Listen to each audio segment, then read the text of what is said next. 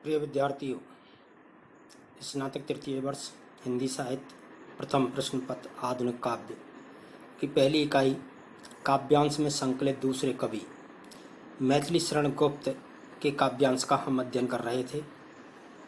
उनके साकेत से जो संबंधित काव्यांश थे उनका अध्ययन हमने कर लिया है। कल हमने उनकी दूसरी कृति है यशोधरा से जो काव्यांश थे उसमें से हमने कल पहला छंद पढ़ा।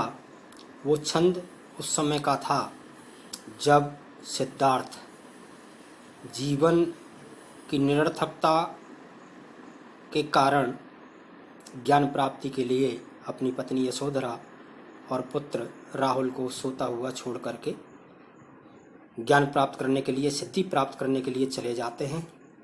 उस समय बिना बताए जाने को लेकर के यशोधरा के मन में क्या मनोभाव थे, उनका चित्रण कवि ने इस छंद में किया।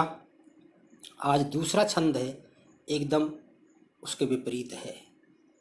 दूसरा जो छंद है, ये दूसरा छंद उस समय का है जब सिद्धार्थ सिद्धि प्राप्त करके, ज्ञान प्राप्त करके वापस लौटते हैं।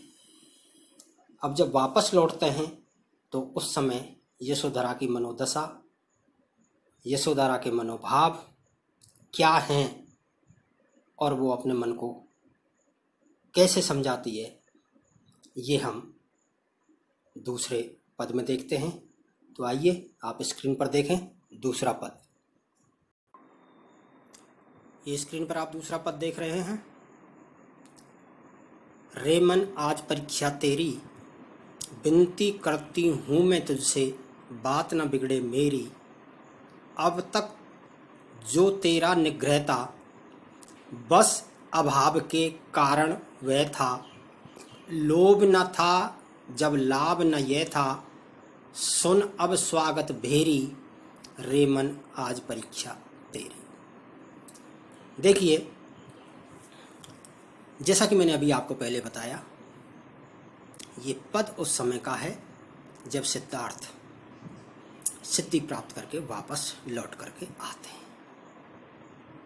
तो अब यशोधरा के जो मन की दशा है, यशोधरा के जो मन के भाव हैं, वो एकदम अलग हैं।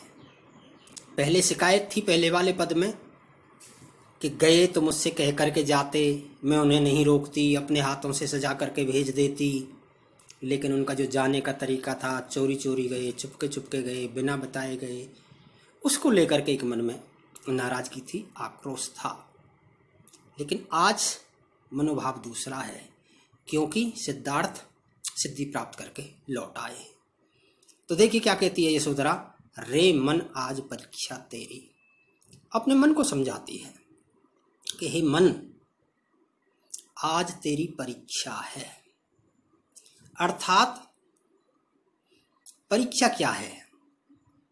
आज अब तक जो बिना पति के मैं रही अकेली, कि उनसे मिलना या उनका दर्शन करना मेरे लिए मुश्किल था, क्योंकि मैं उनको ढूंढते हुए वहाँ नहीं जा सकती थी, उनसे नहीं मिल सकती थी।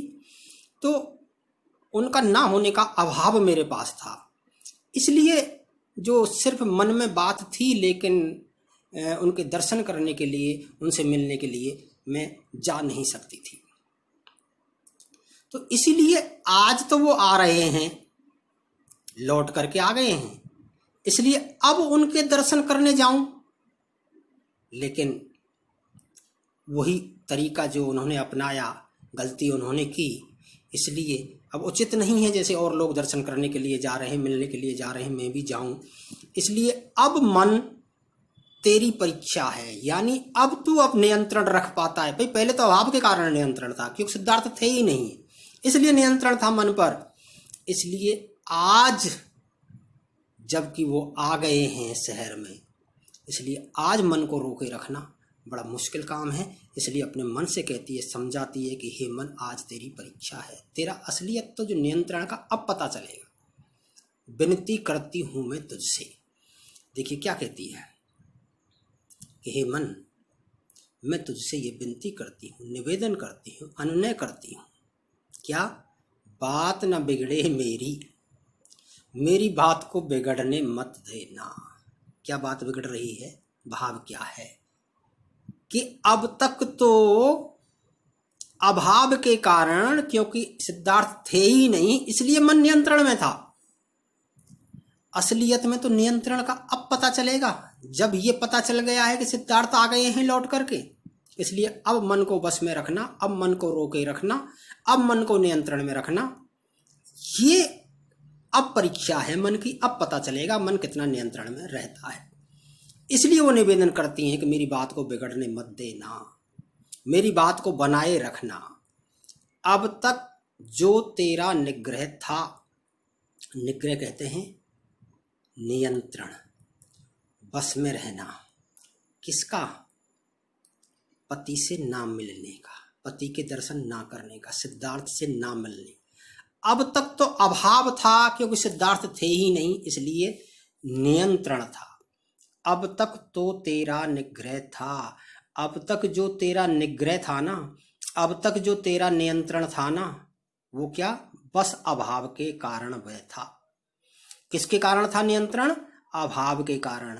अभाव किसका? सिद्धार्थ का। क्योंकि सिद्धार्थ तो जंगल में, वन में सिद्धि प्राप्त करने के लिए चले गए थे, इसलिए जो है ही नहीं तो उनके दर्शनों के लिए कहाँ जाया जाए, उनसे मिलने के लिए कहाँ जाया जाए। इसलिए अभाव के कारण निग्रह था, अभाव के कारण नियंत्रण था, लेकिन अब वो आ गए हैं। इसीलिए कहती है यशोधरा कि अब मेरी बात को बनाए रखना, अब मन तू डगमगा मत जाना, अब डोल मत जाना, नियंत्रण मत खो देना, मेरी लाज को रख लेना।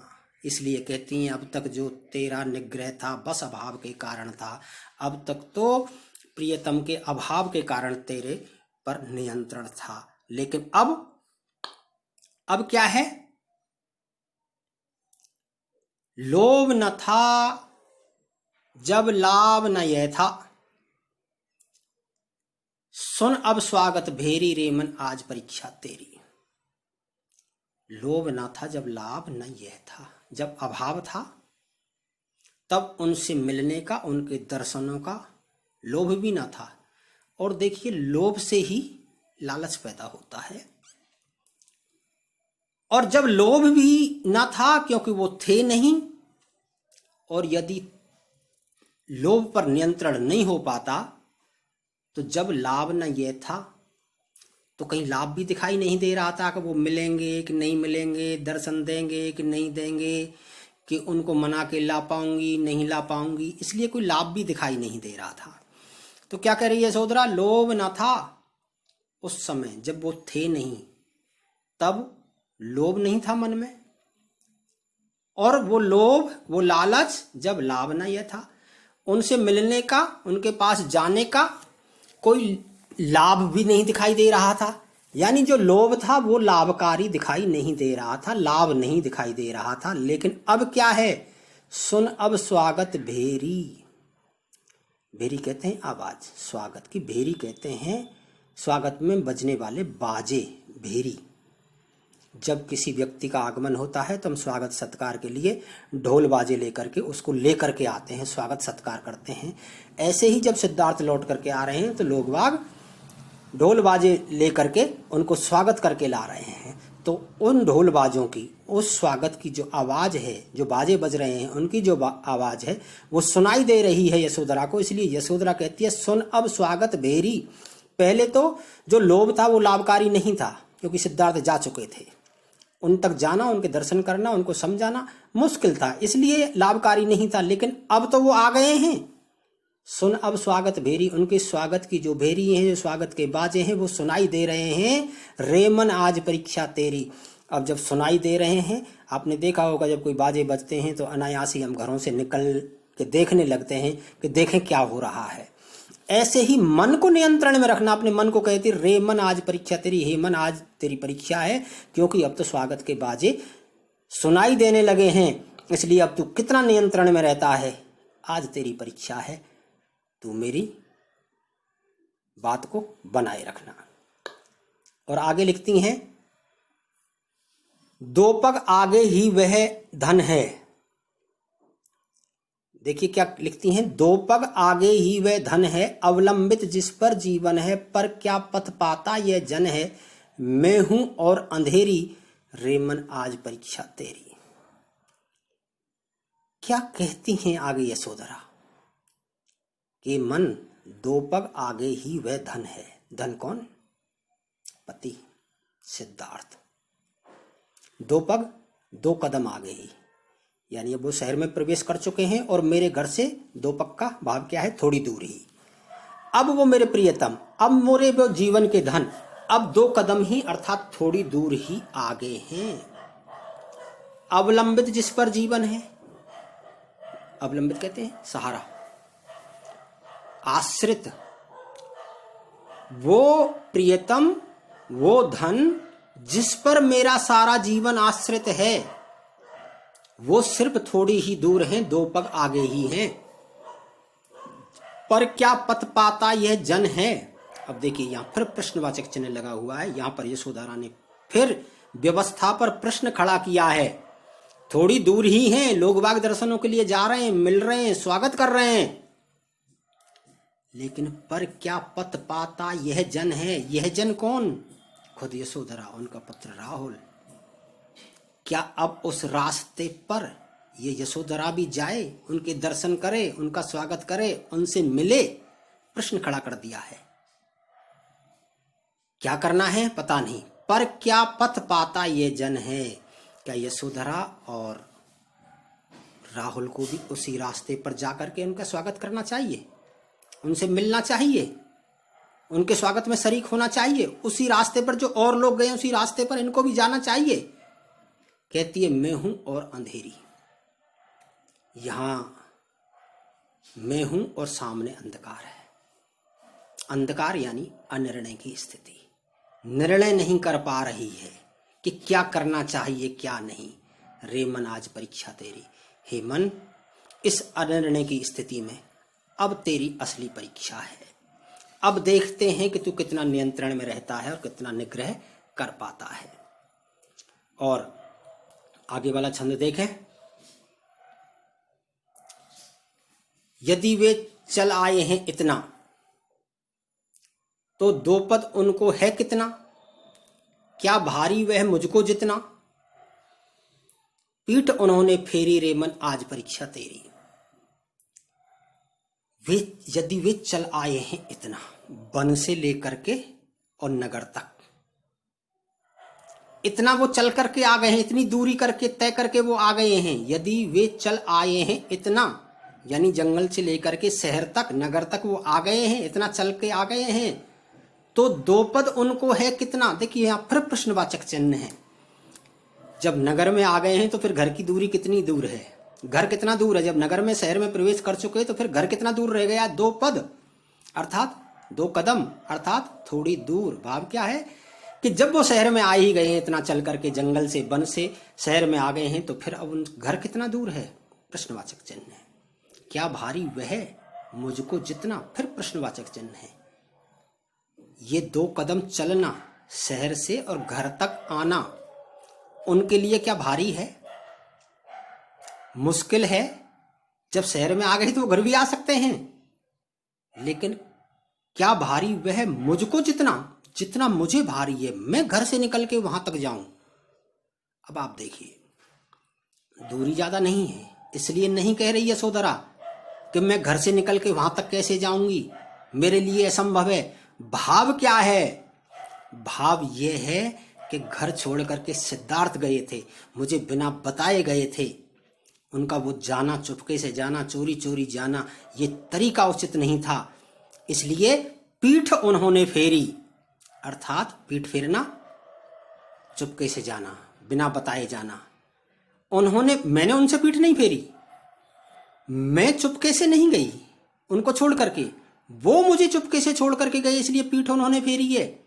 और जब उन्होंने फेरी है तो उनको ही चल के आना चाहिए, मैं क्यों जाऊं। इसको कहते हैं मान, यानी रूठना या रूठी हुई है। और रूठे हुए व्यक्ति को मनाने का जो जिसने उनको रूठने को मजबूर किया है वो मनाए, भाई मैं क्यों जाऊं। तो यहाँ क्या कहती है, क्या भारी वह मुझको जितना, वो 2 कदम मुझको जितना भारी है मैं वहाँ उसको जाऊं। जैसे लोग और स्वागत करने के लिए गए हैं वैसे मैं जाऊं, तो मेरे तो कदम ही नहीं पड़ रहे हैं आगे, मुझे लिए तो बहुत भारी है वो। क्या उनके लिए घर आना इतना भारी है क्या, मेरे बराबर नहीं? क्योंकि वो खुद छोड़ करके गए, पीठ उन्होंने फेरी थी, वो घर से बिना बताए गए हैं, इसलिए वो बिना बताए आ भी सकते हैं। इसलिए मन, आज परीक्षा तेरी। मन डावाडोल हो रहा है, क्योंकि लोग स्वागत सत्कार कर रहे हैं, आशीर्वाद प्राप्त कर रहे हैं कि वो ज्ञान प्राप्त करने के लिए आए हैं, उनकी कृपा प्राप्त कर रहे हैं, और मन विचलित हो रहा है यशोधरा का। लेकिन मन का निग्रह कर रही है कि आज तेरी परीक्षा है, डावाडोल मत होना, मेरी बात को बिगड़ने मत देना। और आगे वाले छंद में देखें क्या कहती हैं, सब अपना सौभाग्य मनावें, दरस परस निश्रेयस पावें, उद्धारक चाहें तो आवें, यहीं रहे ये चेरी रे मन आज परीक्षा तेरी। और इस छंद के अंत में यशोधरा कहती हैं, सब अपना सौभाग्य मनावें। सब यानी जो भी नगरवासी, शहर के लोग जो उनके स्वागत के लिए गए हैं, उनको लेने के लिए गए, उनका स्वागत कर रहे हैं, उनका आशीर्वाद कर रहे हैं। क्या कहती है यशोधरा, सब अपना सौभाग्य मनावें। सब अपना अपना जो है सौभाग्य मना रहे हैं, उनसे आशीर्वाद ले रहे हैं, उनकी कृपा प्राप्त कर रहे हैं, उनका स्वागत कर रहे हैं। दरस परस, कैसे? उनके दर्शन करके, परस यानी उनका स्पर्श करके, चरण छू रहे हैं कि महाराज हमें भी आशीर्वाद दीजिए, हम पर भी आप कृपा बनाए रखिए। ये उनका सौभाग्य है, वो अपने सौभाग्य को बनाएं, उनकी कृपा प्राप्त करें, उनके दर्शन करें, उनको निश्रेयस पावें, और उनसे निश्रेयस कहते हैं पुण्य कमाना, उनकी कृपा प्राप्त करना। वो उनके दर्शन करके, वो उनके स्पर्श करके, उनके चरण छू करके उनकी कृपा प्राप्त करें, पुण्य कमाएं और अपने को भाग्यशाली बनावें। उद्धारक चाहें तो आवें, लेकिन यशोधरा कहती है उद्धारक, उद्धार करने वाले, भला करने वाले, उद्धारक चाहें तो आवें। उद्धारक कौन है यहाँ? उद्धारक हैं सिद्धार्थ, यशोधरा के पति। वो कह रही हैं कि लोग गए हैं वहां पर, चरण स्पर्श कर रहे हैं, दर्शन कर रहे हैं, सब पुण्य कमा रहे हैं, दया प्राप्त कर रहे हैं, कृपा प्राप्त कर रहे हैं, करें, अपना सौभाग्य मनावें, भाग्यशाली बने वो। लेकिन यदि उद्धारक चाहें तो आवे। उद्धारक के मन में मेरे यहाँ आने का है, मेरे घर आने का है, उनका भी घर है, वो छोड़ करके गए हैं, उनका मन करे तो वो यहाँ आ जाएं, यहीं रहे ये चेरी। चेरी कहते हैं दासी, सेविका, उनकी दासी, उनकी सेविका तो यहीं रहेगी, घर में ही रहेगी, वो स्वागत करने के लिए नहीं जाएगी। उद्धारक की मर्जी है, वो चाहे तो यहाँ आ सकते हैं। रे मन आज परीक्षा तेरी, हे मन, क्योंकि मन बेचैन है, मन व्याकुल हो रहा है, पूरा नगर उनके स्वागत में उमड़ पड़ा है, दर्शन करने के लिए लोग जा रहे हैं, आशीर्वाद प्राप्त कर रहे हैं उनसे, इसलिए मन बेचैन हो रहा है। लेकिन फिर भी जो मान है ना, स्त्री का जो मान है, वो अपने मान को बनाए रखना चाहती है कि ये चाहे कुछ भी हो जाए, मैं वहाँ दर्शन करने के लिए नहीं जाऊंगी, स्वागत करने के लिए नहीं जाऊंगी। यदि उद्धारक खुद चाहें तो वो यहाँ आ सकते हैं, उनकी दासी उनको यहीं मिलेगी। इसलिए हे मन, आज तेरी परीक्षा है, असली परीक्षा आज ही है। तू कितना नियंत्रण में रह पाता है ये आज ही पता चलेगा। मेरी बात को मत बिगड़ने देना, तो परीक्षा में सफल होना। ये यहाँ पर जो है यशोधरा के जो मनोभाव हैं आपने देखे। ये दूसरा पद था हमारा। ये जो दूसरे कवि थी मैथिली शरण गुप्त, इनके काव्यांश के जो पद लगे थे वो भी आप पूरे हो गए हैं। कल हम जो तीसरे संकलित कवि हैं उनको पढ़ेंगे। आज के लिए इतना ही, धन्यवाद।